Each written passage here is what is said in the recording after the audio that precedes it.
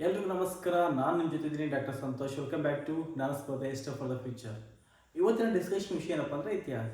ನೋಡಿ, ಯಾವುದೋ ಒಂದು ಸರ್ಕಾರಿ ಅಥವಾ ಸ್ಪರ್ಧಾತ್ಮಕ ಪರೀಕ್ಷೆಯಲ್ಲಿ ಕೇಳಲೇಬಹುದಾದಂಥ ಹಾಗೂ ನೀವು ಗೆಸ್ ಮಾಡಬಹುದಾದಂಥ ಪ್ರಶ್ನೆ ವಿಷಯ ಅದು ಇತ್ತು ಅಂದ್ರೆ ಅದು ಇತಿಹಾಸ ಮಾತ್ರ. ಆದರೆ ಈ ಇತಿಹಾಸ ಕೆಲವರಿಗೆ ತುಂಬ ಈಸಿ ಇದೆ, ಕೆಲವರಿಗೆ ತುಂಬ ಡಿಫಿಕಲ್ಟ್ ಇದೆ. ಆದರೆ ಏನೇ ಇರಲಿ, ನೀವು ಒಂದು ಗೌರ್ಮೆಂಟ್ ಎಕ್ಸಾಮಲ್ಲಿ ಅಥವಾ ಯಾವುದಾದ್ರು ಸ್ಪರ್ಧಾತ್ಮಕ ಎಕ್ಸಾಮಲ್ಲಿ ನೀವು ಸಕ್ಸಸ್ ಆಗಬೇಕಪ್ಪ ಅಂದರೆ ಎಲ್ಲ ಇತಿಹಾಸದ ಘಟನೆಗಳ ಬಗ್ಗೆ ನಿಮಗೆ ಜ್ಞಾನ ಬೇಕಾಗುತ್ತೆ. ಆಗ ಮಾತ್ರ ನೀವು ಉತ್ತಮ ಅಂಕವನ್ನು ಗಳಿಸಿ ನಿಮ್ಮ ಗುರಿಯನ್ನು ತಲುಪೋದಕ್ಕೆ ಸಾಧ್ಯ. ಹಾಗಾದರೆ ಈ ಭಾರತದ ಅಥವಾ ಭಾರತೀಯ ಕಾಲಘಟ್ಟ ಇದೆಯಲ್ಲ, ಇತಿಹಾಸ ಕಾಲಘಟ್ಟವನ್ನು ನಾವು ಎಷ್ಟು ಭಾಗವಾಗಿ ವಿಂಗಡಣೆ ಮಾಡ್ತೀವಪ್ಪ ಅಂದರೆ ಪ್ರಮುಖವಾಗಿ 3 ಭಾಗ. ಒಂದು ಪ್ರಾಚೀನ ಇತಿಹಾಸ, ಮಧ್ಯಕಾಲೀನ ಇತಿಹಾಸ ಹಾಗೂ ಆಧುನಿಕ ಇತಿಹಾಸ. ಅದು ನಾವಿಲ್ಲಿ ನೋಡ್ಬೋದು.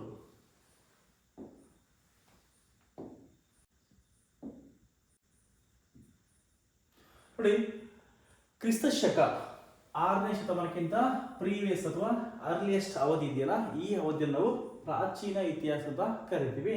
ಅದೇ 6ರಿಂದ 18ನೇ ಶತಮಾನದ ಅವಧಿಯನ್ನ, ಕ್ರಿಸ್ತ ಶಕ 6ನೇ ಶತಮಾನದಿಂದ 18ನೇ ಶತಮಾನದ ಅವಧಿಯನ್ನು ನಾವು ಮಧ್ಯಕಾಲೀನ ಇತಿಹಾಸ ಅಂತ ಕರಿತೀವಿ. 18ನೇ ಶತಮಾನದ ನಂತರದಿಂದ ಪ್ರಸ್ತುತ ಅಂದರೆ ಟಿಲ್ ಟುಡೇ ಏನಿದೆಯಲ್ಲ, ಈ ಅವಧಿನ ನಾವು ಆಧುನಿಕ ಇತಿಹಾಸ ಅಂತ ಕರಿತೀವಿ.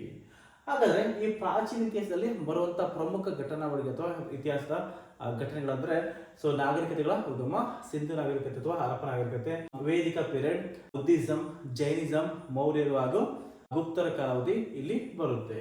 ಇನ್ನು 6ನೇ ಶತಮಾನದ 18ನೇ ಶತಮಾನದವರೆಗೆ ಬರುವಂತ ಮಧ್ಯಕಾಲೀನ ಇತಿಹಾಸದಲ್ಲಿ ನಾವಿಲ್ಲಿ ಸ್ಪೆಷಲ್ ಆಗಿ ಅಂದ್ರೆ ಪ್ರಮುಖವಾಗಿ ದೆಹಲಿ ಸುಲ್ತಾನರು, ಮೊಘಲರ ಆಡಳಿತ ಬಗ್ಗೆ ನಾವಿಲ್ಲಿ ಸ್ಟಡಿ ಮಾಡ್ತೀವಿ. ಇನ್ನು ಆಧುನಿಕ ಇತಿಹಾಸದ ಕಾಲದಲ್ಲಿ ನಾವು ಬ್ರಿಟಿಷರ ಆಡಳಿತ, ಬ್ರಿಟಿಷರ ದಬ್ಬಾಳಿಕೆ ಅಥವಾ ಸ್ವತಂತ್ರ ಭಾರತ ಚಳುವಳಿ, ಸ್ವತಂತ್ರದ ಭಾರತ ಘಟನೆಗಳ ಬಗ್ಗೆ ನಾವು ಅಧ್ಯಯನ ಮಾಡ್ತೀವಿ. ನೋಡಿ, ಪ್ರಾಚೀನ ಇತಿಹಾಸ, ಭಾರತದ ಇತಿಹಾಸ ಕಾಲಘಟನೆ ಇದೆಯಲ್ಲ, ಪ್ರಾಚೀನ ಇತಿಹಾಸ, ಮಧ್ಯಕಾಲೀನ ಇತಿಹಾಸ, ಆಧುನಿಕ ಇತಿಹಾಸ ಅಂತ ನಾವು 3 ಭಾಗ ಮಾಡಿಲ್ಲ. ಅದರಲ್ಲಿ ಮೊದಲನೇದು ಪ್ರಾಚೀನ ಇತಿಹಾಸ. ಈ ಪ್ರಾಚೀನ ಇತಿಹಾಸ ಇದೆಯಲ್ಲ, ಇದು ಎಲ್ಲಿಂದ ಸ್ಟಾರ್ಟ್ ಆಗುತ್ತಪ್ಪ ಅಂದ್ರೆ ಪೂರ್ವ ಇತಿಹಾಸ ಅಥವಾ ಇತಿಹಾಸ ಪೂರ್ವ ಕಾಲದಿಂದ ಇದು ಸ್ಟಾರ್ಟ್ ಆಗುತ್ತೆ. ಅಂದ್ರೆ ಇಂಗ್ಲಿಷಲ್ಲಿ ಇದನ್ನ ಪ್ರೀ ಹಿಸ್ಟೋರಿಕ್ ಏಜ್ ಅಂತ ಕೂಡ ಕರಿತೀವಿ. ಯಾಕೆ ಇದನ್ನ ಪೂರ್ವ ಇತಿಹಾಸ ಕರಿತೀವಿ ಅಂದ್ರೆ ಇಲ್ಲಿ ಅಬ್ಸರ್ವ್ ಮಾಡೋದು ಇತಿಹಾಸ. ಇತಿಹಾಸ ಅಂದ್ರೆ ಪೂರ್ವ ಘಟನೆಗಳ ಬಗ್ಗೆ ಅಧ್ಯಯನ ಮಾಡೋದಲ್ವ. ಹಾಗಾದ್ರೆ ಇದನ್ನ ಮತ್ತೆ ಯಾಕೆ ನಾವು ಪೂರ್ವ ಇತಿಹಾಸ ಮತ್ತೆ ಯೂಸ್ ಮಾಡ್ತೀವಿ ಅಂದ್ರೆ ಕಾರಣ ಇಷ್ಟೇ, ಈ ಅವಧಿಯಲ್ಲಿ ಯಾವುದೇ ರೀತಿಯಲ್ಲಿರುವಂತ ಲಿಖಿತ ಪುರಾವೆಗಳು ಅಥವಾ ದಾಖಲೆಗಳು ದೊರೆತಿರೋದಿಲ್ಲ. ಅಂದ್ರೆ ಬರವಣಿಗೆ ಕಲೆಯನ್ನು ತಿಳಿಯುವ ಮುನ್ನದ ಅವಧಿ ಇದೆಯಲ್ಲ, ಪ್ರೀವಿಯಸ್ ಅವಧಿ, ಈ ಅವಧಿ ಕರಿತೀವಿ ಅಂದ್ರೆ ಪೂರ್ವ ಇತಿಹಾಸ ಅಥವಾ ಇತಿಹಾಸ ಪೂರ್ವಕ ಅಂತ ನಾವು ಕರಿತೀವಿ. ಇನ್ನು ರಾಬರ್ಟ್ ಬ್ರೂಸ್ ಫ್ರೂಟ್ ಅವರನ್ನು ಭಾರತದ ಪೂರ್ವ ಇತಿಹಾಸದ ಪಿತಾಮಹ ಅಂತ ಕರಿತೀವಿ. ಕ್ವಶನ್, ಯಾಕೆ ಇವರನ್ನೇ ಕರಿಬೇಕಲ್ವಾ? ಹಾಗಾದ್ರೆ ಯಾಕಂದ್ರೆ 1863ರಲ್ಲಿ ಮೊಟ್ಟ ಮೊದಲ ಬಾರಿಗೆ ಇವ್ರು ಏನ್ ಮಾಡ್ತಾರೆ ಅಂದ್ರೆ ಮದ್ರಾಸ್ ಅಥವಾ ಈಗಿನ ಚೆನ್ನೈ ಅಂದ್ರೆ ತಮಿಳುನಾಡಲ್ಲಿ ಬರುತ್ತೆ, ಅಲ್ಲಿರುವಂತ ಪಲ್ಲವರಂ ಎಂಬ ಪ್ಲೇಸಲ್ಲಿ ಪ್ರಾಚೀನ ಶಿಲಾಯುಗಕ್ಕೆ ಸೇರಿದಂತ ಮೊಟ್ಟ ಮೊದಲ ಆಯುಧವನ್ನ ಪತ್ತೆ ಮಾಡ್ತಾರೆ. ಯಾವ್ದಪ್ಪ ಅಂದ್ರೆ ಹ್ಯಾಂಡ್ ಆಕ್ಸಸ್ ಅಂದ್ರೆ ಕೈಗೊಡಲಿ. ಈ ಕೈಗೊಡಲಿನ ಈ ಪ್ರದೇಶದಲ್ಲಿ ಅವರು ಕಂಡುಹಿಡಿತಾರೆ. ಅದರ ಮೂಲಕ ಇವರನ್ನು ನಾವು ಭಾರತದ ಪೂರ್ವ ಇತಿಹಾಸದ ಪಿತಾಮಹ ಅಂತ ನಾವು ಇವರನ್ನ ಕನ್ಸಿಡರ್ ಮಾಡ್ತೀವಿ. ಇನ್ನು ಈ ಪೂರ್ವ ಇತಿಹಾಸದ ಕಾಲಘಟನೆಯನ್ನು ನಾವು ಏನ್ ಮಾಡ್ತೀವಿ ಅಂದ್ರೆ ಶಿಲಾಯುಗ ಹಾಗೂ ಲೋಹಯುಗ ಅಂತ ನಾವು 2 ಭಾಗವಾಗಿ ನಾವು ವಿಂಗಡಣೆ ಮಾಡ್ತೀವಿ. ಕಾರಣ ಯಾಕೆ ಇಷ್ಟೇ, ಯಾವಾಗ ಮಾನವರು ಯಾವುದಾದ್ರೂ ಒಂದು ಲೋಹವನ್ನು ಬಳಸ್ತಾರೆ, ಆ ಯುಗವನ್ನು ನಾವು ಲೋಹಯುಗ ಅಂತ ಕರಿತೀವಿ. ಅದಕ್ಕಿಂತ ಪೂರ್ವದ ಕಾಲ ಅಂದ್ರೆ ಲೋಹದ ಬದಲಾಗಿ ಕಲ್ಲುಗಳನ್ನು ಬಳಸೋದು, ಶಿಲೆಯನ್ನು ಬಳಸಲ್ವ, ಈ ಕಾಲವನ್ನು ನಾವು ಶಿಲಾಯುಗ ಅಂತ ನಾವು ಕರಿತೀವಿ. ಮತ್ತೆ ಇದೇ ಶಿಲಾಯುಗವನ್ನು ಮತ್ತೇನ್ ಮಾಡ್ತೀವಿ ಅಂದ್ರೆ ನೋಡಿ 3 ಭಾಗ. ಒಂದು ಹಳೆ ಶಿಲಾಯುಗ, ಮಧ್ಯ ಶಿಲಾಯುಗ, ಹೊಸ ಶಿಲಾಯುಗ ಅಂತ ನಾವು 3 ಭಾಗ ಮಾಡ್ತೀವಿ. ಮತ್ತೆ ಹಳೆ ಶಿಲಾಯುಗ ನಾವು ಆದಿ ಹಳೆ ಶಿಲಾಯುಗ, ಮಧ್ಯ ಹಳೆ ಶಿಲಾಯುಗ, ಅಂತ್ಯ ಹಳೆ ಶಿಲಾಯುಗ ಅಂತ ನಾವು ಭಾಗ ಮಾಡಿದ್ವಿ. ಕ್ವಶನ್ ಇಷ್ಟೇ, ಯಾಕೆ ನಾವು ಇಷ್ಟೊಂದು ಡಿವೈಡ್ ಮಾಡಿದ್ದೀವಿ ಅಂತ ಅಂದ್ರೆ ನಾವು ಅಂದ್ರೆ ಇಲ್ಲಿ ಇತಿಹಾಸಕಾರರು ಯಾಕೆ ಈ ಬೇರೆ ಬೇರೆ ಅವಧಿಯನ್ನು ನಾವು ವಿಂಗಡಣೆ ಮಾಡ್ತಾರೆ? ಕಾರಣ ಇಷ್ಟೇ, ಒಂದು ಕಾಲಘಟ್ಟದಲ್ಲಿರುವ ಬಳಸಿರುವಂತಹ ಕಲ್ಲುಗಳ ಆಧಾರದ ಮೇಲೆ, ಆ ಕಾಲಘಟ್ಟದಲ್ಲಿ ಬಳಸಿರುವಂತಹ ವಿವಿಧ ರೀತಿಯ ಅಥವಾ ವಿವಿಧ ವಿನ್ಯಾಸದ ಕಲ್ಲನ್ನು ಬಳಸಿರ್ತಾರೆ ಮತ್ತು ಪುರಾವೆ ಇರ್ತವೆ. ಆ ಪುರಾವೆಯ ಆಧಾರದ ಮೇಲೆ ಈ ರೀತಿಯಾಗಿ ಅವರು ವಿಂಗಡಣೆ ಮಾಡ್ತಾರೆ. ಇಲ್ಲ ಅಬ್ಸರ್ವ್ ಮಾಡೋದು, ಹಳೆ ಶಿಲಾಯುಗ ಇದೆಯಲ್ಲ, ಇದರ ಕಾಲಘಟ್ಟ ಯಾವ್ದಪ್ಪ ಅಂದ್ರೆ ಕ್ರಿಸ್ತಪೂರ್ವ 2 ಮಿಲಿಯನ್ ವರ್ಷಗಳಿಂದ 10,000 BC ಯವರೆಗೆ ಈ ಹಳೆ ಶಿಲಾಯುಗ ಕಂಡು ಬರುತ್ತೆ. ಇನ್ನು ಮಧ್ಯಶಿಲಾಯುಗ ಕ್ರಿಸ್ತಪೂರ್ವ 10,000ರಿಂದ 7,000 ವರ್ಷಗಳವರೆಗೂ ಕಂಡುಬರುತ್ತೆ.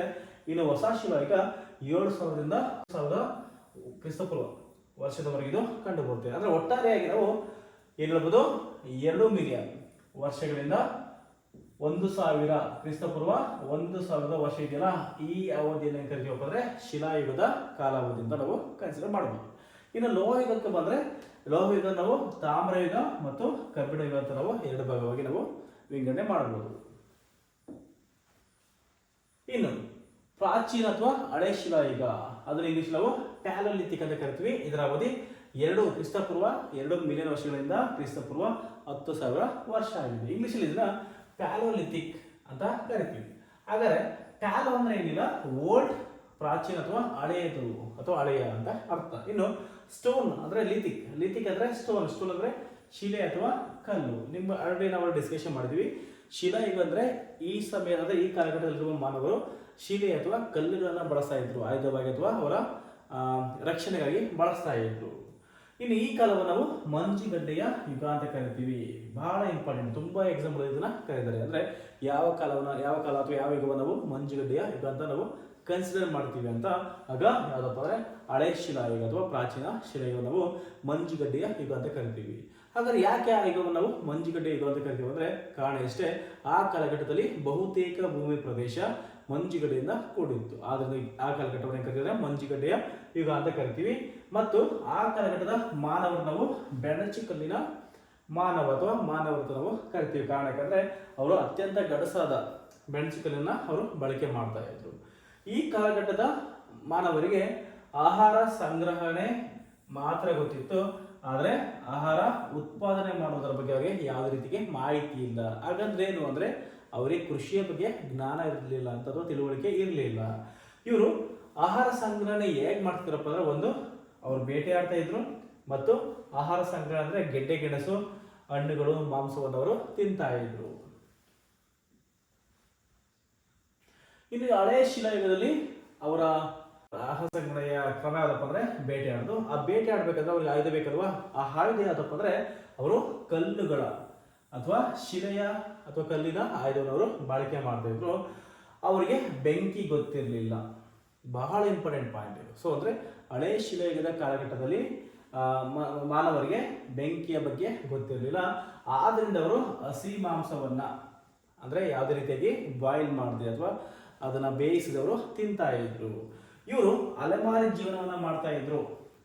ಅಂತ ಏನು, ಅವರು ಒಂದೇ ಸ್ಥಳದಲ್ಲಿ ವಾಸ ಮಾಡ್ತಿರ್ಲಿಲ್ಲ, ಅವರು ಅಲೆಮಾರಿ ಜೀವನ ಮಾಡ್ತಿದ್ರು. ಅದರ ಅರ್ಥ ಏನು ಅಬ್ಸರ್ವ್ ಮಾಡಿ. ಒಂದು ವೇಳೆ ಅವರಿಗೆ ಕೃಷಿ ಗೊತ್ತಿದ್ರೆ ಅವರು ಒಂದೇ ಕಡೆ ಸ್ಟೇ ಆಗಬೇಕಿತ್ತು, ಅವರು ಒಂದೇ ಕಡೆ ವಾಸ ಮಾಡಬೇಕಾಗಿತ್ತು. ಆದರೆ ಅವರಿಗೆ ಕೃಷಿ ಬಗ್ಗೆ ಗೊತ್ತಿರಲಿಲ್ಲ, ಆದ್ರಿಂದ ಅವರು ಅಲೆಮಾರಿ ಜೀವನ ಮಾಡ್ತಾ ಇದ್ರು. ಅಂದರೆ ಅವರಿಗೆ ಸ್ಥಿರವಾದ ಜೀವನ ಬಗ್ಗೆ ಯಾವುದೇ ರೀತಿ ಇರುವಂಥ ತಿಳುವಳಿಕೆ ಅಥವಾ ಜ್ಞಾನ ಇರಲಿಲ್ಲ. ಆದರೆ ಅವರು ಅಲೆಮಾರಿ ಜೀವನ ಮಾಡಿದ್ರು ಕೂಡ ಅವರು ಸಾಮಾನ್ಯವಾಗಿ ನದಿಯ ದಂಡೆ, ಗುಹೆ ಅಥವಾ ಈ ಬಗಿಲು ಪ್ರದೇಶದಲ್ಲಿ ಅವರು ವಾಸವನ್ನ ಮಾಡ್ತಿದ್ರು. ಸಾಮಾನ್ಯವಾಗಿ ಅಬ್ಸರ್ವ್ ಮಾಡಿ, ಅತಿ ಹೆಚ್ಚಾಗಿ ಈ ಪುರಾವೆಗಳ ಪ್ರಕಾರ ನದಿಯ ದಂಡೆ ಮೇಲೆ ಅವರು ವಾಸ ಮಾಡ್ತಿದ್ರು. ಕಾರಣ ಯಾಕಪ್ಪ ಅಂದ್ರೆ ಆ ನದಿ ಹತ್ರ ನೀರಿನ ಸಂಪನ್ಮೂಲ ಇರುತ್ತೆ, ಅದರಿಂದ ಅವರು ಆ ಪ್ರದೇಶದಲ್ಲಿ ವಾಸ ಮಾಡ್ತಾ ಇದ್ರು. ಇನ್ನು ಇವರಿಗೆ ಬೆಂಕಿ ಗೊತ್ತಿರಲಿಲ್ಲ, ಮಡಿಕೆ ಬಗ್ಗೆ ಗೊತ್ತಿರಲಿಲ್ಲ, ಕೃಷಿ ಬಗ್ಗೆ ಅವರಿಗೆ ತಿಳಿದಿರೋದಿಲ್ಲ. ಇನ್ನು ಈ ಕಾಲಘಟ್ಟದ ಜನಾಂಗ ಯಾವುದಕ್ಕೆ ಸೇರಿದೆಪ್ಪ ಅಂದ್ರೆ ನೆಗ್ರಿಟೋ ಅಥವಾ ನೀಗ್ರೋ ಜನಕ್ಕೆ ಸೇರಿದವರು. ಅಂದ್ರೆ ನೀಗ್ರೋ ಅಂದ್ರೆ ಯಾರಪ್ಪ ಅಂದ್ರೆ ಅವರು ಕಪ್ಪು ಚರ್ಮದವರು, ಒರಟು ಕೂದಲು ಮತ್ತೆ ಚಪ್ಪಟೆ ಮೂಗಿನವರು ಹೊಂದಿದವರಾಗಿದ್ದಾರೆ. ನೋಡಿ, ಹಳೆ ಶಿಲಾಯುಗ ಅಥವಾ ಪ್ರಾಚೀನ ಶಿಲಾಯುಗ ನಾವು ಮತ್ತೆ ಮೂರು ಭಾಗವಾಗಿ ನಾವು ಅದನ್ನ ಡಿವೈಡ್ ಮಾಡ್ತೀವಿ. ಅದ್ರಿಗೆ ಮೊದಲನೇದು ಲೋವರ್ ಪ್ಯಾಲಿಥಿಕ್ ಅಥವಾ ಆದಿ ಹಳೆ ಶಿಲಾಯುಗ, ಎರಡನೇದು ಮಧ್ಯ ಹಳೆ ಶಿಲಾಯುಗ, ಮೂರನೇದು ಅಂತ್ಯ ಹಳೆ ಶಿಲಾಯುಗ. ಮೂರು ಭಾಗ, ಆದಿ, ಮಧ್ಯ, ಅಂತ್ಯ ಅಂತ ಮೂರು ಭಾಗವನ್ನ ಮಾಡ್ತೀವಿ. ಯಾಕೆ ಅಂದ್ರೆ ಯಾವ ಆಧಾರದ ಮೇಲೆ ಮಾಡ್ತೀವಪ್ಪ ಅಂದ್ರೆ ಅವರು ಬಳಸಿರುವಂತ ಆಯುಧದ ವಿನ್ಯಾಸ. ಅಬ್ಸರ್ವ್ ಮಾಡಿ, ಆದಿ ಹಳೆ ಶಿಲಾಯುಗ ಅಂದ್ರೆ ಅವ್ರು ಏನ್ ಮಾಡಿದ್ರಪ್ಪ ಅಂದ್ರೆ ಅನ್ಪಾಲಿಶ್. ನೀವು ಇಲ್ಲಿ ಚಿತ್ರ ನೋಡ್ಬೋದು. ಈ ಚಿತ್ರದಲ್ಲಿ ಅಬ್ಸರ್ವ್ ಮಾಡಿ, ಕಲ್ಲು ಅಂದ್ರೆ ಸಾಮಾನ್ಯ ರಾ ಮೆಟೀರಿಯಲ್, ರಾ ಸ್ಟೋನ್ ಅಂತ ಕರಿತೀವಿ. ಆ ಕಲ್ಲು ಹೇಗೆ ಸಿಗುತ್ತೆ ಸ್ವಾಭಾವಿಕವಾಗಿ ಅದೇ ಕಲ್ಲನ್ನು ತಗೊಂಡವರು ಯೂಸ್ ಮಾಡ್ತಾರೆ.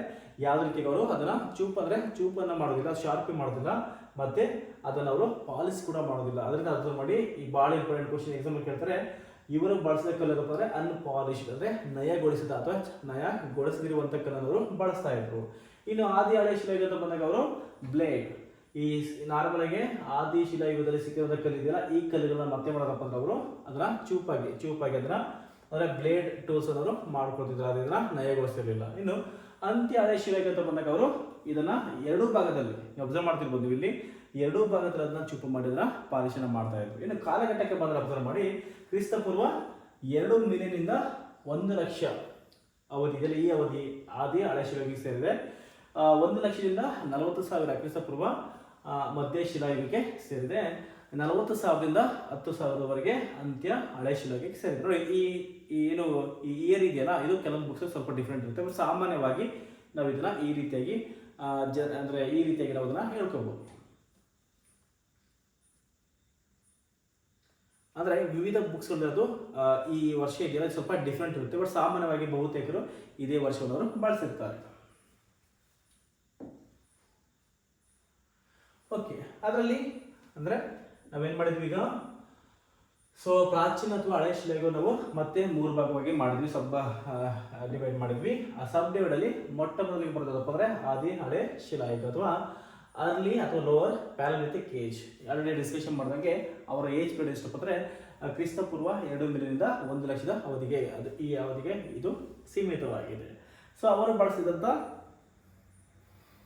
ಕ್ರಿಸ್ತಪೂರ್ವ 2 ಮಿಲಿಯನ್ನಿಂದ 1 ಲಕ್ಷದ ಅವಧಿಗೆ ಇದು ಆದಿ ಶಿಲಾಯುಗ. ಕ್ರಿಸ್ತಪೂರ್ವ 2 ಮಿಲಿಯನ್ನಿಂದ 1 ಲಕ್ಷದ ಅವಧಿಯವರೆಗೆ ಆದಿ ಹಳೆ ಶಿಲಾಯುಗ ಏನಾಗಿದೆ.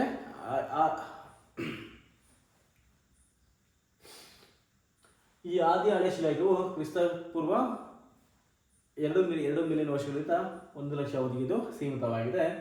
ಬಹಳ ಇಂಪಾರ್ಟೆಂಟ್ ಏನಪ್ಪ ಅಂದರೆ ಇವರು ನಯಗೊಳಿಸದ, ಪಾಲಿಶ್ ಮಾಡದೇ ಇರುವಂಥ ಉಪಕರಣವನ್ನು ಅವರು ಬಳಸ್ತಾ ಇದ್ರು. ಅವರು ಬಳಸಿದ ಕಲ್ಲು ಯಾವುದಪ್ಪ ಅಂದರೆ ಇದು ಕಗ್ಗಲ್ಲದ ಕಪ್ಪು ಕಲ್ಲು, ಜಲಜಶಿಲೆ, ಅಗ್ನಿಶಿಲೆ ಅಥವಾ ಬೆಣಚು ಕಲ್ಲಾಗಿತ್ತು. ಬಹಳ ಮುಖ್ಯವಾಗಿ ಅವರು ಬಳಸಿದಂಥ ಅಥವಾ ಸಿಕ್ಕಿರುವಂಥ ಪುರಾವೆಯ ಪ್ರಕಾರ ಕಂದು, ಅಗ್ನಿಶಿಲೆ ಅಥವಾ ಬಸವನ ಅಂತ ಕರಿತೀವಿ, ಈ ರೀತಿ ಇರುವಂಥ ಕಲ್ಲನ್ನು ಅವರು ಬಳಸ್ತಾ ಇದ್ರು. ಇವರು ಚೂಪಾದ ಆಯುಧವನ್ನು ಕೂಡ ಅಂದರೆ ಸಿಕ್ಕಿರುವಂಥ ಏನು ಕಲ್ಲು ಇದೆಯಲ್ಲ ಅಲ್ಲಿ ಅಬ್ಸರ್ವ್ ಮಾಡ್ಬೋದು. ಈಗ ರಾ ಸ್ಟೋನ್ ಇದೆಯಲ್ಲ ಅದನ್ನ ಆಲ್ರೆಡಿ ಸ್ವಲ್ಪ ಚೂಪಾಗಿದೆ, ಅದನ್ನ ಬಳಸ್ತಾ ಇದ್ರು. ಇನ್ನು ಇವರು ಅಲಂಬಾರ್ ಜೀವನ ಮಾಡ್ತಾ ಇದ್ರು, ಆದರೆ ಇವರು ಚಿಕ್ಕ ಸಮುದಾಯಗಳಾಗಿ ಇವರು ಅಲಂಬಾರ್ ಜೀವನ ಮಾಡ್ತಾ ಇದ್ರು. ಇವರ ಉಡುಗೆ ಅಂದರೆ ಇವರ ಕ್ಲಾತ್ ಏನಪ್ಪ ಅಂದರೆ ಪ್ರಾಣಿಗಳ ಚರ್ಮ, ತೊಗಟೆ ಮತ್ತು ಏನೇನು ಇವರು ಬಳಸ್ತಾ ಇದ್ರು. ಈ ಜನಾಂಗ ಸೋಮೋ ಎರಿಕ್ಟಸ್ ಜನಾಂಗಕ್ಕೆ ಇವರು ಸೇರಿದವರಾಗಿದ್ದಾರೆ. ಇನ್ನು ಈ ಆದಿ ಹಳೆ ಶಿಲಾಯುಗದ ಮಾನವರಿಗೆ ಏನು ಗೊತ್ತಿರಲಿಲ್ಲ ಅಂದರೆ ನೋಡಿ, ಇವರಿಗೆ ಬೆಂಕಿಯೇ ಗೊತ್ತಿರಲಿಲ್ಲ. ಅಂದ್ರೆ ಏನು, ಇವರು ಯಾವುದೇ ರೀತಿಯಂತ ಬೇಯಿಸಿದ ಆಹಾರವನ್ನು ಸೇವನೆ ಮಾಡ್ತಾ ಇರಲಿಲ್ಲ. ಇವರು ರಾ ಫುಡ್ ಅನ್ನು ಇವರು ತಗೊಳ್ತಾ ಇದ್ರು. ಇವರಿಗೆ ಕೃಷಿ ಗೊತ್ತಿರಲಿಲ್ಲ. ಕೃಷಿ ಗೊತ್ತಿಲ್ಲದೆ ಇರೋದ್ರಿಂದ ಇವರು ಕೇವಲ ಆಹಾರ ಸಂಗ್ರಹಕರಾಗಿದ್ದಾರೆ ಹೊರತು ಆಹಾರ ಉತ್ಪಾದಕರು ಆಗಿರಲಿಲ್ಲ. ನೆಕ್ಸ್ಟು ಇವರು ಆಹಾರ ಉತ್ಪಾದನೆ ಅಂತ ಬಂದಾಗ ಏನು ಹೇಳಿದಾಗೆ, ಆಹಾರ ಉತ್ಪಾದನೆ ವಿಷಯ ಬಂದಾಗ ಇವರು ಕೇವಲ ಆಹಾರ ಸಂಗ್ರಹಕರಾಗಿದ್ದರು. ಇವರಿಗೆ ಮಡಕೆ ಗೊತ್ತಿರಲಿಲ್ಲ, ಲೋಹಗಳ ಬಗ್ಗೆ ಗೊತ್ತಿರಲಿಲ್ಲ, ಇವರಿಗೆ ಬರಹ ಮತ್ತು ಭಾಷೆ ಬಗ್ಗೆ ಅರಿವು ಇರಲಿಲ್ಲ. ನೋಡಿ ಇಲ್ಲಿ ಬರಹ ಮತ್ತೆ ಭಾಷೆ ಗೊತ್ತಿಲ್ಲ ಅಂದ್ರೆ ಅಂತ ಏನೋ, ಇವರು ಪೂರ್ವ ಇತಿಹಾಸ ಅಥವಾ ಇತಿಹಾಸ ಪೂರ್ವ ಕಾಲಕ್ಕೆ ಇದು ಒಂದು ಪುರಾವೆ. ಇಲ್ಲಿ ಬಹಳ ಇಂಪಾರ್ಟೆಂಟ್ ಮಡಿಕೆ. ನೋಡಿ ಇತಿಹಾಸದ ಒಂದು ಏನು ಸಂಶಯದಲ್ಲಿ ಮಡಿಕೆ ತುಂಬಾ ಪಾತ್ರ ಇದೆ. ಆದ್ರಿಂದ ಈ ಆದಿ ಹಳೆ ಶಿಲಾಯುಗದಲ್ಲಿ ಯಾವುದೇ ರೀತಿ ಇರುವಂತ ಮಡಿಕೆಗಳು ಸಿಕ್ಕಿಲ್ಲ. ಇನ್ನು ಈ ಆದಿ ಹಳೆ ಶಿಲಾಯುಗಕ್ಕೆ ಸಂಬಂಧಿಸಿದಂತೆ ಡಿ.ಎನ್. ವಾಡಿಯರ್ ಅವರು ಮೊಟ್ಟ ಮೊದಲ ಬಾರಿಗೆ ಪಾಕಿಸ್ತಾನದ ಸೋನಾ ಮತ್ತು ಸೋಹನ್ ನದಿ ಕಣಿವೆ ಇದೆಯಲ್ಲ, ಈ ಕಣಿವೆ ಭಾಗದಲ್ಲಿ ಇವರು ಉತ್ಖನನ ಮಾಡ್ತಾರೆ.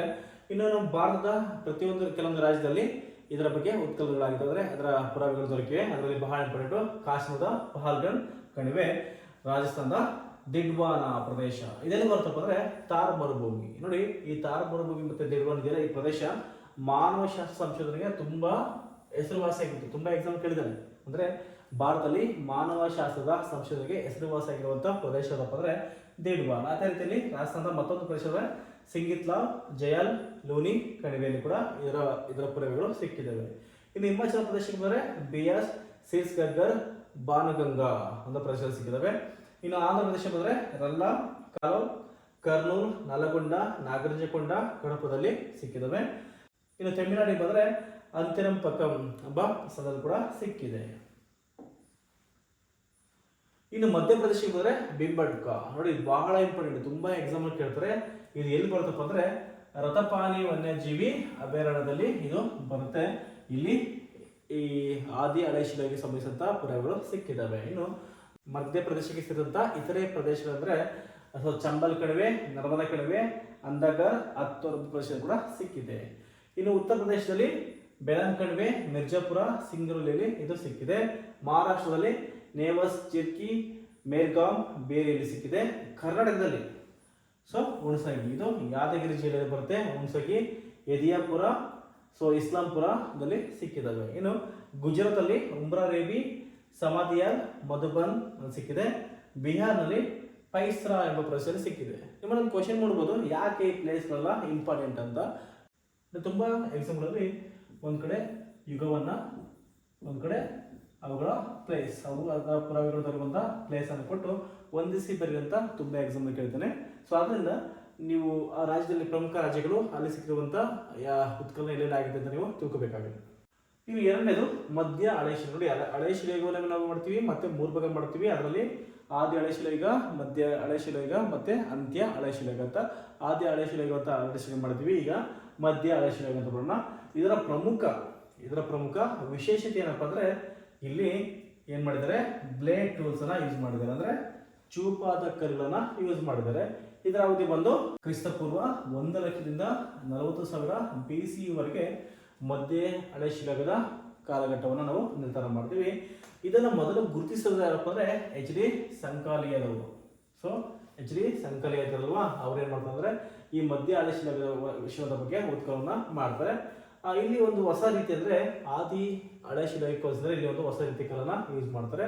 ಅದೇ ಏನಪ್ಪ ಅಂದ್ರೆ ಚಕ್ಕೆ ಕಲ್ಲು ಅಥವಾ ಪ್ಲೇಕ್ಸ್ ಕರಿತೀವಿ. ಅಂದ್ರೆ ನಾರ್ಮಲಿ ಅಬ್ಸರ್ವ್ ಮಾಡಿ, ಒಂದು ಬಂಡೆ ಇದೆ, ಬಂಡೆ ವಾತಾವರಣಕ್ಕೆ ಅಥವಾ ಬಿಸಿಲಿಗೆ, ಮಳೆಗೆ ಏನಾಗುತ್ತದೆ, ತುಂಬಾ ವರ್ಷಗಳ ನಂತರ ಇರೋದು ಚಕ್ಕೆ ರೀತಿದು ಪೀಸ್ ಆಗ್ತಾ ಹೋಗುತ್ತೆ. ಅಂತ ಪೀಸ್ ಆಗಿರುವಂತ ಕಲ್ಲನ್ನು ಇವರು ಬಳಸ್ತಾರೆ. ಅಂದ್ರೆ ಚೂಪಾದ ಕಲ್ಲುಗಳನ್ನು ಇವರು ಬಳಸ್ತಾರೆ. ಇಲ್ಲಿ ಅಬ್ಸರ್ವ್ ಮಾಡ್ಬೋದು. ಅಂದ್ರೆ ಒಂದಂತೂ ಕನ್ಫರ್ಮ್ ಆಯ್ತಲ್ವಾ. ಆದಿ ಹಳೆ ಶಿಲಾಯುಗದಲ್ಲಿ ಅವರು ಕೇವಲ ರಾ ಸ್ಟೋನ್ ಅಂದ್ರೆ ನಯಗೊಳಿಸದ ಕಲ್ಲನ್ನ ಬಳಸ್ತಾ ಇದ್ರು. ಮಧ್ಯ ಹಳೆ ಶಿಲಾಯುಗದಲ್ಲಿ ಇಲ್ಲಿ ನಯಗೊಳಿಸದ, ಆದರೆ ಅಲ್ಲಿ ಯಾವ್ದಪ್ಪ ಅಂದ್ರೆ ಬ್ಲೇಡ್ ಟೂಲ್ಸ್ ಅಂದ್ರೆ ಚೂಪಾದ ಕಲ್ಲನ್ನು ಇವರು ಬಳಸ್ತಾ ಇದ್ದಾರೆ. ಇನ್ನು ಮಧ್ಯ ಹಳೆ ಶಿಲಾಯುಗಕ್ಕೆ ಸಂಬಂಧಿಸಿದಂತೆ ಪ್ರಮುಖ ಸ್ಥಳಗಳು ಅಂದ್ರೆ ಬಹಳ ಇಂಪಾರ್ಟೆಂಟ್, ಮಧ್ಯಪ್ರದೇಶದ ಭೀಮ್ಬೇಟ್ಕ. ನೋಡಿ ಆದಿ ಹಳೆ ಶಿಲಾಯುಗಕ್ಕೆ ಸಂಬಂಧಿಸಿದ ಪುರಾವೆಗಳು ಕೂಡ ಇಲ್ಲೇ ಸಿಕ್ಕಿದ್ದಾವೆ. ಇದು ಎಲ್ಲಿದೆಯಪ್ಪ ಅಂದ್ರೆ ಮಧ್ಯಪ್ರದೇಶದ ರಥಪಾನಿ ಅಭಯಾರಣ್ಯದಲ್ಲಿ ಇದು ಕಂಡು ಬರುತ್ತೆ. ಇನ್ನು ಮಹಾರಾಷ್ಟ್ರದ ನೇವಾಸ, ಪಟ್ಯ ಮತ್ತು ಪಚಡಲ್ಲಿ ಕಂಡು ಬರುತ್ತೆ. ಕರ್ನಾಟಕದಲ್ಲಿ ಸುರಪುರ, ತುಂಗಭದ್ರಾ ಕಣಿವೆ ಇದೆಯಲ್ಲ, ಇಲ್ಲಿ ಕಂಡು ಬರುತ್ತೆ. ಇನ್ನು ಗುಜರಾತಲ್ಲಿ ಚೇಟಾಪುರ, ಜಾರ್ಖಂಡ್ದಲ್ಲಿ ಸಿಂಗಭೂಮ್, ರಾಜಸ್ಥಾನದಲ್ಲಿ ದಿಡ್ವಾನ, ಲೂನಿ ಕಣಿವೆ. ನಿಮಗೆ ದಿಡ್ವಾನ ಎಲ್ಲಿ ಬರುತ್ತೆ, ಇದು ತಾರ್ ಮರುಭೂಮಿಯಲ್ಲಿ ಬರುತ್ತೆ. ಇದು ಯಾವುದು ಫೇಮಸ್ ಅಂದ್ರೆ ಮಾನವರ ಸಂಶೋಧನೆ ಬಗ್ಗೆ, ಅಂದ್ರೆ ಮಾನವ ಸಂಶೋಧನೆ ಬಗ್ಗೆ ಏನಂದ್ರೆ ತುಂಬಾ ಇಂಪಾರ್ಟೆಂಟ್ ಆಗಿರುವಂತ ಒಂದು ಪ್ಲೇಸ್. ಇನ್ನು ಆಂಧ್ರ ಪ್ರದೇಶದ ನಿಟ್ಟೂರು, ನಾಗರಜಕೊಂಡದಲ್ಲಿ ದೊರಕಿದೆ. ಪಾಕಿಸ್ತಾನದಲ್ಲಿ ನೋಡಿ ಬಹಳ ಇಂಪಾರ್ಟೆಂಟ್ ಇದು. ನಾವು ಆದಿ ಹಳೆ ಶಿಲೆಗಳು ಸ್ಟಡಿ ಮಾಡೋಕ್ಕಾರ ನೋಡ್ತಾ ಇದ್ವಿ. ವಾಡಿಯವರು ಸೋಹಾನ್ ಕಣಿವೆಯಲ್ಲಿ ಉತ್ಖನನ ಮಾಡಿದಾರಲ್ವಾ, ಅದೇ ರೀತಿ ಇಲ್ಲಿ ಕೂಡ ಅಷ್ಟೇ ಪಾಕಿಸ್ತಾನದ ಸೋಹಾನ್ ಕಣಿವೆ, ಅಂದ್ರೆ ಇದು ಪಂಜಾಬ್, ಪಾಕಿಸ್ತಾನದ ಪಂಜಾಬ್ನಲ್ಲಿ ಬರುತ್ತೆ. ಇಲ್ಲಿ ಮಧ್ಯ ಹಳೆ ಶಿಲೆಗೆ ಸಂಬಂಧಿಸಿದ ಪುರಾವೆಗಳು ಸಿಕ್ಕಿದಾವೆ. ಅದು ಬಿಟ್ರೆ ಪೇಶಾವರ್. ನೋಡಿ ಪೇಶಾವರ್ ಅಂತ ನೆನಪಾಗಬೇಕು ನಿಮಗೆ. ಕುಶಾಣ ನಿಮಗೆ ನೆನಪಾಗಬೇಕು. ಕುಶಾಣ ಅಂದ್ರೆ ಯಾರು, ಕಾನಿಷ್ಕ ಇದ್ದನಲ್ವಾ, ಕಾನಿಷ್ಕ ಅವರ ಪ್ರಸಿದ್ಧ ರಾಜ.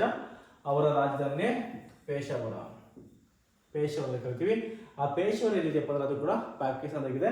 ಅಂದ್ರೆ ಸಾಂಗಾವು ಗುಹೆ ಅಂತ ಕರಿತೀವಿ. ಸಾಂಗಾವು ಗುಹೆ ಪೇಶಾವರ ಅಂದ್ರೆ ಪಾಕಿಸ್ತಾನದ ಪೇಶಾವರದಲ್ಲಿ. ಇಲ್ಲಿ ಕೂಡ ಎಲ್ಲಿ ಸಿಕ್ಕಿದೆ ಅಂದ್ರೆ ಮಧ್ಯ ಹಳೆ ಶಿಲೆಗೆ ಸಂಬಂಧಿಸಿದ ಪುರಾವೆಗಳು ಸಿಕ್ಕಿದಾವೆ. ಇನ್ನು ಮೂರದು ಅಂತ್ಯ ಹಳೆ ಶಿಲಾಯುಗ, ಲೇಟ್ ಅಥವಾ ಅಪ್ಪರ್ ಪ್ಯಾಲಿಥಿಕ್ ಏಜ್. ಇದರ ಕಾಲಾವಧಿ ಕ್ರಿಸ್ತಪೂರ್ವ 40,000ರಿಂದ 10,000 BC ವರೆಗೆ ಇದರ ಏನು ಕಾಲಘಟ್ಟವನ್ನು ನಿರ್ಧಾರ ಮಾಡುವುದು. ಈ ಕಾಲಘಟ್ಟದಲ್ಲಿ ಸಂಪೂರ್ಣ ಮಾನವ ವಿಕಾಸ ಆಗಿದೆ. ಯಾಕೆ ಅಂದರೆ ವಾತಾವರಣದಲ್ಲಿ ತುಂಬ ಬದಲಾವಣೆ ಆಗಿದೆ. ನಿಮ್ಗೆ ಹೇಳ್ತಾ ಇದ್ದೆ, ಸೊ ಪೂರ್ವ ಇತಿಹಾಸ ಕಾಲದಲ್ಲಿ ಆದಿ ಹಳೆ ಶಿಲಾಯುಗ ಕಾಲವನ್ನು ಕರೆಯುವುದೇ ಮಂಜುಗಡ್ಡೆಯ ಯುಗ ಅಂತ ಕರಿತೀವಿ. ಯಾಕಂದ್ರೆ ಭೂಮಿಯ ಬಹುತೇಕ ಪ್ರದೇಶ ಮಂಜುಗಡ್ಡೆಯಿಂದ ಕೂಡಿತ್ತು.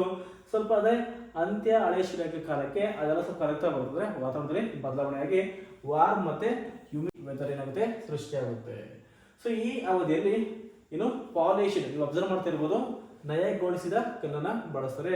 ಅದರಲ್ಲೂ ಇಂಪಾರ್ಟೆಂಟ್ ಏನಪ್ಪ ಅಂದ್ರೆ ಎರಡು ಬಗೆ ಅಂದ್ರೆ ಟೂ ಸೈಡ್, ಇಲ್ಲೂ ಕೂಡ ಅಬ್ಸರ್ವ್ ಮಾಡಿ, ಇಲ್ಲೂ ಕೂಡ ಇದೆ, ಸೊ ಇಲ್ಲಿ ಕೂಡ ಚೂಪಾಗಿದೆ, ಎರಡು ಕಡೆಯಾಗಿ ಚೂಪಾಗಿ ಅಂದ್ರೆ ಎರಡು ಬದಿಯ ಹರಿತವಾದ ಉಪಕರಣವನ್ನು ಇವರು ಏನ್ ಮಾಡ್ತಾರೆ ಆಯುಧವಾಗಿ ಬಳಸ್ತಾರೆ. ಆ ಆಯುಧವನ್ನ ಏನಪ್ಪ ಅಂದ್ರೆ ನಯಗೊಳಿಸಿದ ಪಾಲಿಶ್ಡ್ ಟೂಲ್ಸ್ ಅನ್ನು ಇವರು ಬಳಸ್ತಾ ಹೋಗ್ತಾರೆ. ಮೊದಲ ಬಾರಿಗೆ ಮೂಳೆಗಳ ಆಯುಧವನ್ನು ಕೂಡ ಈ ಅವಧಿಯಲ್ಲಿ ಬಳಸಿದ್ದಾರೆ. ಏನು ಅಂತ್ಯ ಹಳೆ ಶಿಲಾಯುಗದ ಕಾಲದಲ್ಲಿ ಮೂಳೆಗಳ ಆಯುಧ ಕೂಡ ಬಳಕೆ ಮಾಡಿದ್ದಾರೆ. ಸೊ ಅದರ ಪುರಾವೆಗಳು ದೊರಕಿದ್ದಾವೆ. ಅದು ಎಲ್ಲಿ ಅಂದ್ರೆ ಆಂಧ್ರ ಪ್ರದೇಶದಲ್ಲಿ ಮಾತ್ರ. ಸೊ ಆಂಧ್ರ ಪ್ರದೇಶದಲ್ಲಿ ಮಾತ್ರ ಮೂಳೆಗಳ ಆಯುಧ ಬಳಕೆಗೆ ಸಂಬಂಧಿಸಿದ ಪುರಾವೆಗಳು ದೊರಕಿದ್ದಾವೆ. ಇನ್ನು ಅದೆಲ್ಲಿದೆ ಅಂದ್ರೆ ಮೂಳೆಗಳ ಆಯುಧ ಬಳಕೆ ಪುರಾವೆ ಎಲ್ಲಿ ಸಿಕ್ಕಿದೆ ಅಂದ್ರೆ ಕರ್ನೂಲ್ ಗುಹೆ ಅದೆಲ್ಲಿದೆ, ಮುಚ್ಚಟ್ಟ ಚಿಂತಾಮಣಿ ಗವಿ ಅಂತ ಕರಿತೀವಿ, ಈ ಗವಿಯಲ್ಲಿ ಇದು ಸಿಕ್ಕಿದೆ. ಅಷ್ಟೇ ಅಲ್ಲ, ಈ ಕಾಲಘಟ್ಟದಲ್ಲಿ ಕಲಾತ್ಮಕ ಚಟುವಟಿಕೆಗಳು ಕೂಡ ಆರಂಭ ಆದವು, ಅಂದ್ರೆ ರೇಖಾಚಿತ್ರಗಳು ಈ ಕಾಲಘಟ್ಟದಲ್ಲಿ ಆರಂಭ ಆದವು. ಅದರ ಅಂತ್ಯ ಹಳೆ ಶಿಲಾಯುಗಕ್ಕೆ ಸಂಬಂಧಿಸಿದಂತೆ ಯಾವ್ಯಾವ ಪ್ರದೇಶದಲ್ಲಿ ಪುರಾವೆಗಳು ದೊರಕಿದವು ಅಂದ್ರೆ ಮಾರ್ಗದ ನಂದಿಪಲ್ಲೈ, ಜಾರ್ಖಂಡದ ಸಿಂಗಭೂಮ್, ರಾಜಸ್ಥಾನದ ಬಾಗೋರ್ ಮತ್ತೆ ಬುದ್ಧ ಪುಷ್ಕರ, ಕಾಶ್ಮೀರದ ಪಹಲ್ಗಾಮ್ ಕಣಿವೆ, ರಾಜಸ್ಥಾನದ ದಿಡ್ವಾರ್. ಅದರ ಅರ್ಥ ಏನು, ಈ ದಿಡ್ವಾರ್ ಅನ್ನೋ ಪ್ರದೇಶ ಇದೆಯಲ್ಲ, ಇಲ್ಲಿ ಅಂತ್ಯ, ಮಧ್ಯ ಮತ್ತೆ ಆದಿ, ಅಥವಾ ಆದಿ ಹಳೆ ಶಿಲಾಯುಗ, ಮಧ್ಯ ಹಳೆ ಶಿಲಾಯುಗ ಮತ್ತೆ ಅಂತ್ಯ ಹಳೆ ಶಿಲಾಯುಗ, ಮೂರು ಕಾಲಘಟ್ಟಕ್ಕೆ ಸಂಬಂಧಿಸಿದ ಪುರಾವೆಗಳು ಇಲ್ಲಿ ಸಿಕ್ಕಿದೆ. ಈ ದಿಡ್ವಾರಲ್ಲಿ ಬರುತ್ತೆ, ತರಬರ್ಗಲ್ಲಿ ಬರುತ್ತೆ.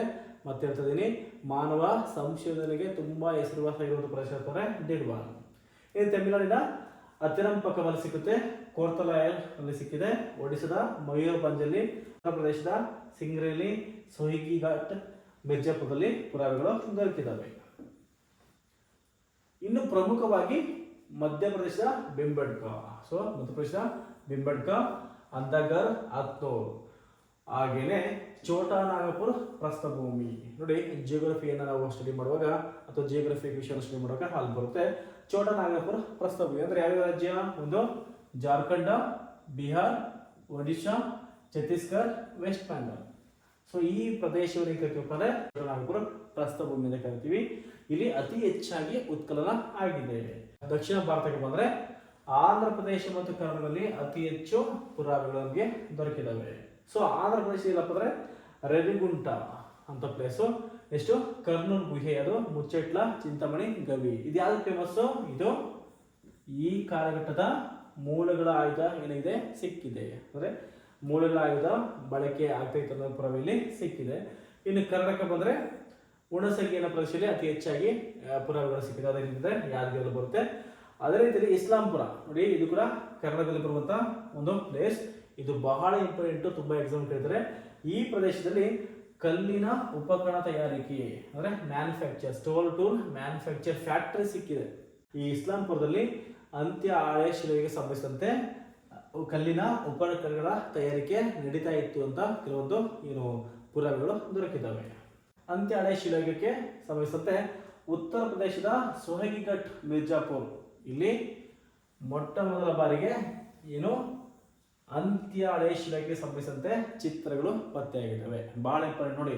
ಸೊ ಮಿರ್ಜಾಪುರ್, ಅದು ಸೊಹಗಿಘಾಟ್ ಮಿರ್ಜಾಪುರಲ್ಲಿ ಮೊಟ್ಟ ಮೊದಲ ಬಾರಿಗೆ ಚಿತ್ರಗಳು ಪತ್ತೆ ಆಗ್ತವೆ. ಆದರೆ ಪ್ರಸಿದ್ಧವಾಗಿರುವಂತಹ ಚಿತ್ರಗಳು ಎಲ್ಲಿದೆಯಪ್ಪ ಅಂದ್ರೆ ಮಧ್ಯಪ್ರದೇಶದ ಬೆಂಬಡ್ಕದಲ್ಲಿ ಸಿಕ್ಕಿದೆ. ಸೊ ಬೆಂಬಡ್ಕ ಅಂತ್ಯ ಹಳೆ ಶಿಲಾಯುಗಕ್ಕೆ ಸಂಬಂಧಿಸಿದಂತೆ ಚಿತ್ರಗಳಿಗೆ ಅತಿ ಫೇಮಸ್ ಆಗಿರೋ ಚಿತ್ರಗಳಲ್ಲಿ ಸಿಕ್ಕಿದ್ದಾವೆ. ಅಲ್ಲಿ ಅಬ್ಸರ್ವ್ ಮಾಡ್ಬೋದು. ಇಲ್ಲಿ ಕಾಣ್ತಿದೆ ನೋಡಿ, ಇದೆ ಬೆಂಬಡ್ಕದ ಆ ಚಿತ್ರಗಳ ಒಂದು ದೃಶ್ಯ. ಇಲ್ಲಿ ಏನ್ ಮಾಡಿದ್ದಾರೆ ಅಂದ್ರೆ ಇಲ್ಲಿ ಮನುಷ್ಯರ, ಪ್ರಾಣಿಗಳ ಮತ್ತು ಬೇಟೆಯಾಡುಗಳು ಅಬ್ಸರ್ವ್ ಮಾಡಿ. ಇಲ್ಲಿ ಮನುಷ್ಯ ಇದ್ದಾನೆ, ಕೈಯಲ್ಲಿ ಆಯುಧ ಇದೆ.